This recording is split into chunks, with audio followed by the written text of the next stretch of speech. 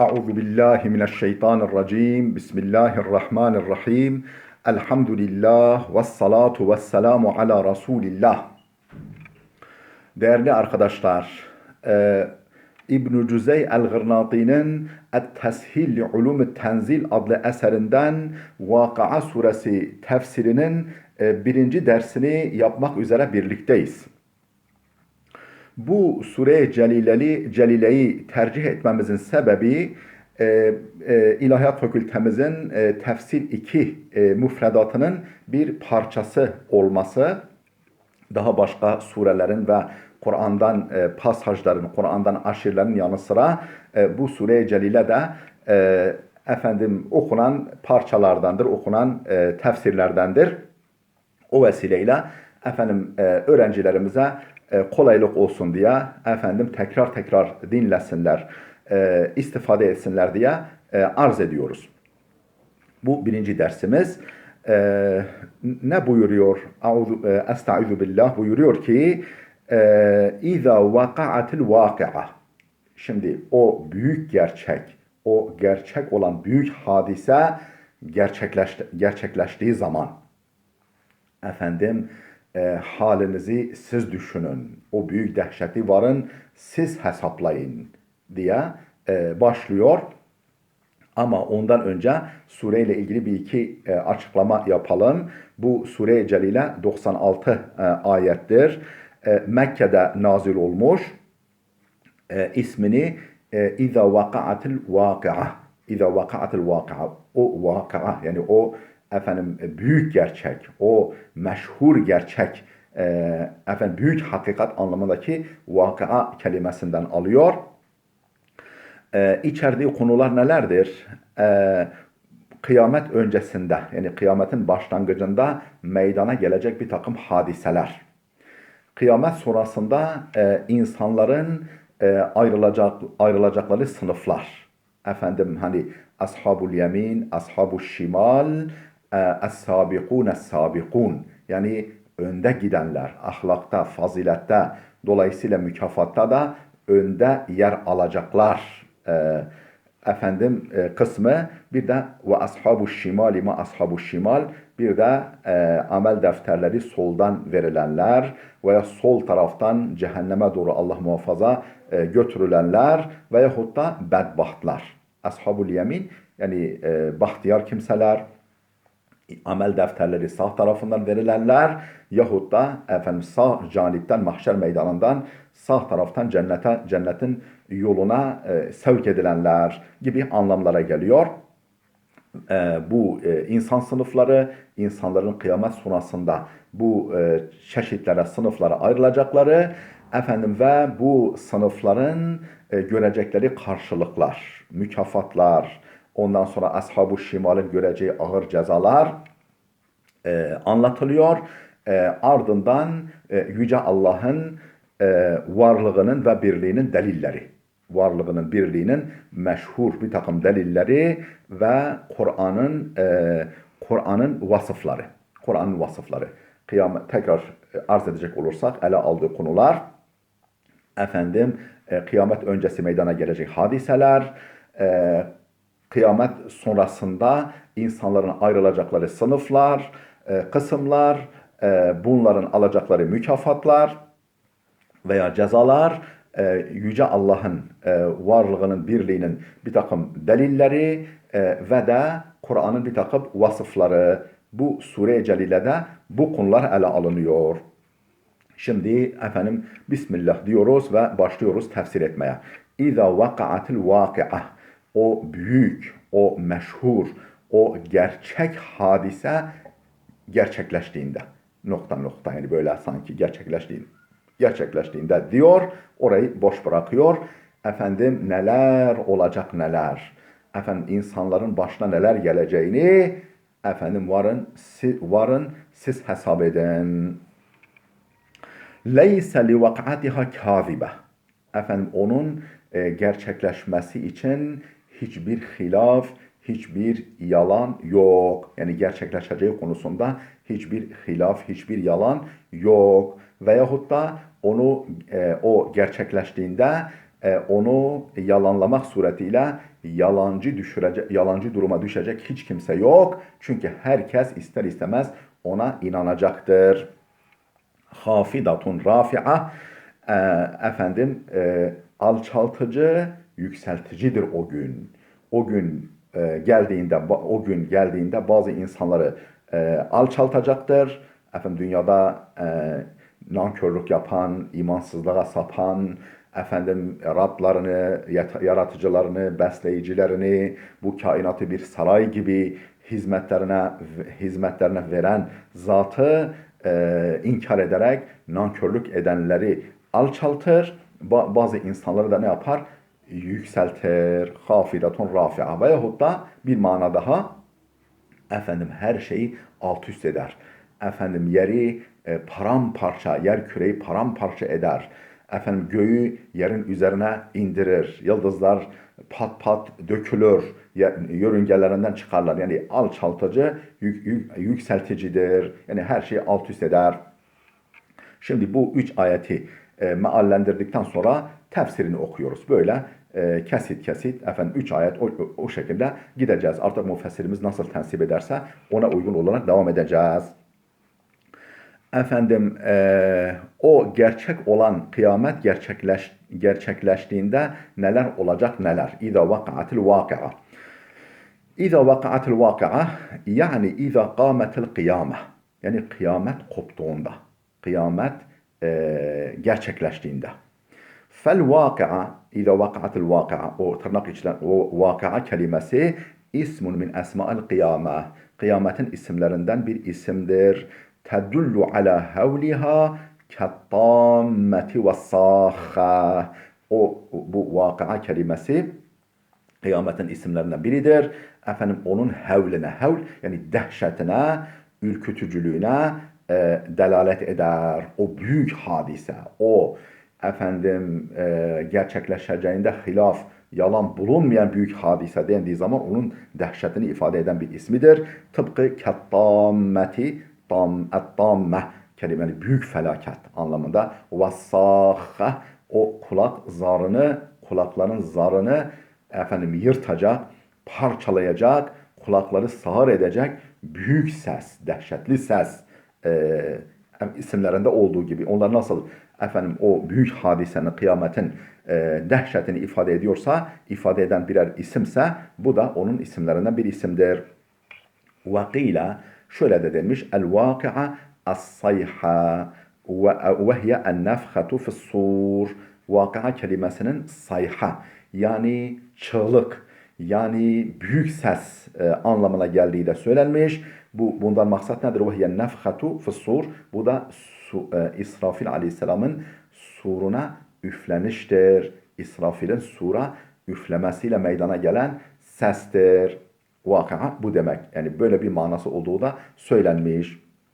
Ama birinci mana öncelikli manadır. Tercihe şayan manadır. Her ne kadar aynı kapıya çıksa da. Leyse li vak'atiha kâzibe.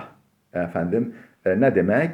Zaten onun olmasını yalanlayacak hiçbir delil olamaz. Zaten onun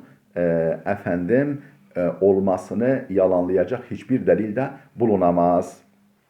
Bakalım müfessirimiz ne diyor? Leyse li vak'atiha kâzibe yahtemilu thelâthete evcuhun.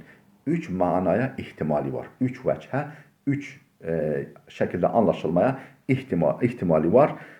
El-evvelu en tekunel kâzibetu mastaran. Burada mastara demiş ama mastaran olacak. Orada bir elif ve tenvin eksik. Mastara demiş. Önünde elif olması lazım değerli dostlar. Çünkü kâne yekunu tekununun haberidir. Haberini nasb yapar. El-evvelu en tekunel kâzibetu mastaran كالعافية والمعنى ليس له كذب ولا رد. Birinci mana kâzibe kelimesinin mastar olması. Yani leyse li vak'atiha kâzibe, leyse li vak'atiha kizbun reddun. Onun gerçekleşmesinin yalanı yok. Gerçekleşeceğine dair yalan yok. Hani hilaf yok, yalan yok dedik ya. Ve kimsede ve red yok. Reddedilemez. Peki kâzibe kelimesi mastarsa mastar olması var mı Arapçada bu kalıpta, efendim bu formatta bir mastar kelime kel afiye. Mesela afiye kelimesi, Allah afiyet versin. Afiyet yani sağlık, sıhhat. Bakınız mastardır. Afiye kelimesi mastardır. Dolayısıyla vakıa kelime, kazibe kelimesi de mastardır. Anlamı ne? Vel ma'na leyse leha kizbun kezibun ve la kizbun da denir, kezibun da denir. Leyse leha kezibun ve la raddun. Onun yalanı yok. Efendim reddi de mümkün değil. Reddi de yok. Bu birinci mana. Es-sani, ikinci mana en tekune kazibetun sıfate mahzufin. Bir mahzuf kelimenin sıfatı olma ihtimali var. Yani bir mahzuf yani es geçilmiş, üstü kapalı geçilmiş, zikredilmemiş bir kelime var. Efendim kazibe kelimesi onun sıfatı olabilir. Keennehu kal. Sanki şöyle demiş gibi leyse leha haletun kazibetun. Yani onun yalan durumu yok. Onun yalan olacak durumu yok. Yalan olacak hiçbir hali yok. O tamamen gerçektir. Yalan olacak hiçbir hali durumu yok. Ey yani hiye sadikatul vukuh ve la budda. Yani o gerçekleşmesi sadık, gerçekleşmesi hak ve la bud ve kaçınılmazdır. Başka alternatifi olmayandır. Efendim vuku'u sadık, sadikatul vukuh, vuku'u gerçek ve la bud ve kaçınılmaz. Efendim başka alternatif olmayan anlamında. Ve hâzel ma'na qaribun minel evvel. Bu ikinci mana birinci manaya yakındır. Yani orada ne demiştik? Yalanı yoktur. Reddi mümkün değildir. Efendim bu da onu yalanlayacak hiçbir hal, hiçbir durum yoktur. Es-salisu, üçüncü mana en yakune takdiru, açılımının şöyle olması. Yani takdir yani ayetin açılımının şu şekilde olması. Leyse leha nefsun kazibetun. Ey tekzibu fi inkaril ba'si. Leyse leha nefsun kazibetun. Yani burada nefs kelimesi leyse li vak'atiha kazibe, yani leyse li vak'atiha nefsun kazibe. Orada bir nefsun kelimesi varsayılabilir, takdir edilebilir. O zaman açılım nasıl oluyor? Leyse leha nefsun kazibetun. Ona karşı yalan söyleyecek hiçbir nefis, hiçbir can yoktur. O gerçekleştiğinde artık efendim onu hala yalan sayacak hiçbir can, hiçbir nefis bulunmaz. Yani Firavun bile hani boğulacağı zaman artık hakikati itiraf etmiş ya vesaire. Yani iş başa düşünce efendim yani risk bütünüyle ortaya çıkınca, belirince insanoğlunun fıtratı şok geçirir ve rayına oturur. Kıblesini, Mevlasını, hakikati bulur. Leyse leha nefsun kâzibe. Yani ona karşı yalancı hiçbir nefis yoktur artık o zaman. Ey tekzibu fi inkar. Burada tekzibu demiş. Yanlış değerli dostlar. Tekzibu olmaz. Ey tekzibu. Yani nefsun tekzibu. Yani yalan söyleyecek fi inkaril ba'si. Ba'si öldükten sonra dirilişi inkar konusunda hala yalan söyleyecek hiçbir nefis yoktur, bulunmaz. لِأَنَّ كُلَّ nefsin تُؤْمِنُ حِينَئِذٍ. Çünkü her nefis o anda artık o sırada iman edecektir. Hafidatun rafi'a. Ne demiştik? Hafidatun efendim alçaltıcı ve yükselticidir. Efendim kimini alçaltır, kimini yüceltir. O kıyamet. Takdiruhu. Açılımı şöyledir. Hiye hafidatun rafi'a. Yani hafidatun rafi'a haberdir. Mubtedası mahzuftur. Yani mubtada, bu mubtadanın gizli bir mubtadanın haberidir. Hiye hafidatun rafi'a. Yani o bazılarını alçaltıcı, bazılarını yükselticidir. Veyahut da efendim kainatın, yerin, göğün dengesini alt üst eder. Efendim altını üstüne getirir. Bazı yerleri alçaltır, bazıları yükseltir, bazı yerleri üstüne mesela dağları uçurur, efendim yerle bir eder, efendim ovaları yükseltir patlamalarla. فَيَنْبَغِ اَنْ يُوقَفَ عَلَى مَا قَبْلَهُ لِبَيَانِ الْمَعْنَى. Bu durumda öncesi üzerinde durulması lazım. ki li beyanil mana. Mana net bir şekilde ortaya çıksın. İza vaka'atil vaki'a leyse li vaka'atiha kâzibetun hafidatun rafi'a diyemeyiz. Bakınız. Leyse li vaka'atiha kâzibetun hafidatun rafi'a. O zaman ne olur? Kâzibe leyse li vaka'atiha kâzibetun efendim nasıl o zaman hafidatun rafi eğer durmazsak mana bozulur. Yani nasıl bir yalanlayıcı yok veya efendim yalan yok, alçaltıcı ve yükseltici yalan yok. Anlamsız olur o. Yani o zaman leyse li vakatiha kâzibe orada durmamız lazım. Hafidatun rafi'a diyeceğiz. Yani hiye hafidatun rafi'a dememiz lazım. Feyenbagi en yuqafa ala ma qablehu bu hafide rafi'anın öncesinde durulması lazım. Yani kâzibe kelimesinin sonunda durulması lazım. Li beyanil mana ta ki mana rahat anlaşılsın, doğru anlaşılsın.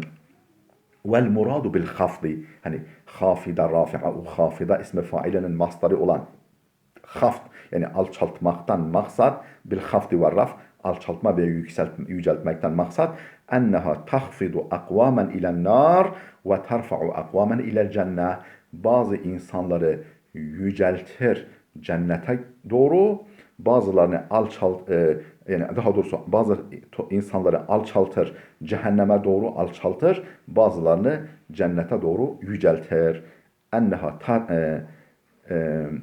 tenhafidu akvamen değil. Tahfidu. Tahfidu. Zaten tahfidu yazmış. Özür dilerim ben yanlış gördüm. Enneha tahfidu akvamen ilel nar ve terfa'u akvamen ilel cennet. Ve qila şöyle de denilmiş. Zalike ibaretun an havliha. Bu da kıyametin dehşetinin ifadesidir. Ne kadar dehşetli olacağı, ne kadar efendim yerin göğün düzenini alt üst edeceği, dağları ovaya dönüştüreceği, ovaları dağlara dönüştüreceği, efendim yıldızları dünyanın üzerine yükselteceği, dünyanı havaya uçuracağı gibi yani onun dehşetinin ifadesidir. لِأَنَّ السَّمَاءَ تَنْشَقُّ çünkü gök parçalanır, yarılır. وَالْاَرْضَ تَتَزَلْزَلُ ve temuru. Temuru demiş ama temuru olacak demek. Temuru yani yürütüldüğü zaman çünkü sema parçalanır, yarılır, arzda sarsılır, zelzele tir tir titrer zelzeleye uğrar ve temuru ve yürür gider. Ve temuru değil geçer değil de yürür, akar gider. Yani paramparça olur. Vel cibale tunsefu dağlar savrulur. Dağlar hallaç pamuğu gibi savrulur. Fekeenneha tahfidu ba'da hadihil ecram ve terfa'u ba'daha sanki kıyamet bu gök cisimlerinin bir kısmını alçaltır ve terfa'u ba'daha ve bir kısmını yükseltir. Yani cisimlerin bir kısmını, yıldızların, dünyanın, gezegenlerin bir kısmını alçaltır, bir kısmını yükseltir. Bu manada sanki. Efendim İza ruccetil ardu raccen ve bussetil cibalu bessen fekânet hebâen munbessen ve İza ruccetil ardu raccen ne demek? Yani yer şiddetle sarsıldığı efendim ve bussetil cibalu bessen dağlar efendim darmadağın edilip parçalandığı dağlar darmadağın edilip parçalandığı fekânet hebâen munbessen uçuşan toz zerreleri haline geldiği zaman dağlar uçuşan toz zerreleri haline geldiği zaman şimdi mealimizi verdik tefsirini okuyoruz. İza ruccetil ardu raccen yani yer sarsıldıkça sarsıldığı zaman ey zulzilet ve hurriket tahriken şediden ve iza tırnak içinde iza kelimesi huna bedelun min iza ve iza vaka'at iza vaka'attaki izanın bedelidir ve yahtemilu en yekunel amilu fiha hafidatun rafi'a ne dedi?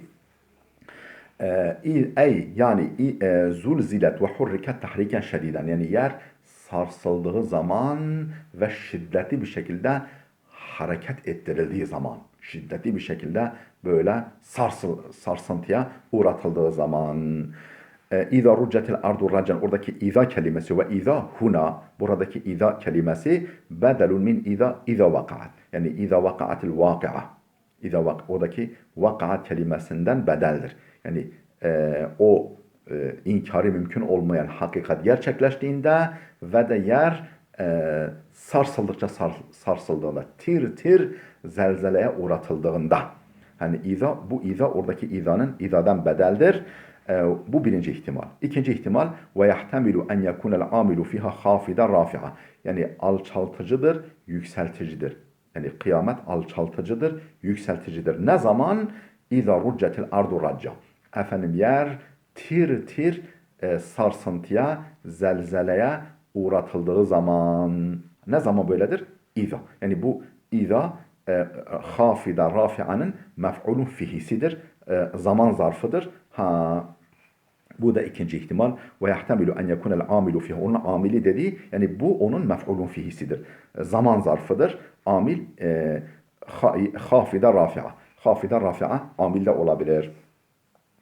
Ve bussetil cibalu bessa. Ne demiştik? Efendim dağlar darmadağın edilip parçalandığı zaman ey futtet yani un ufak. Dağlar un ufak. Vakile suyirat. Efendim un ufak edildiği zaman veyahut da yürütüldüğü zaman dağlar.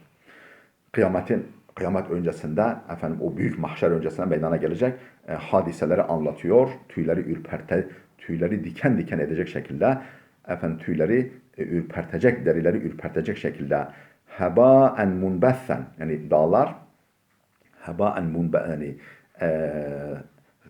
darmadağın edildiği zaman fekanet hebaen munbessen ne demiştik? Efendim uçuşan toz zerreleri haline dönüştürüldüğü zaman dağlar. Hebaen munbessen. Munbessen yani saçılmış, savrulmuş. Heba yani hava zerrecikleri, toz zerrecikleri.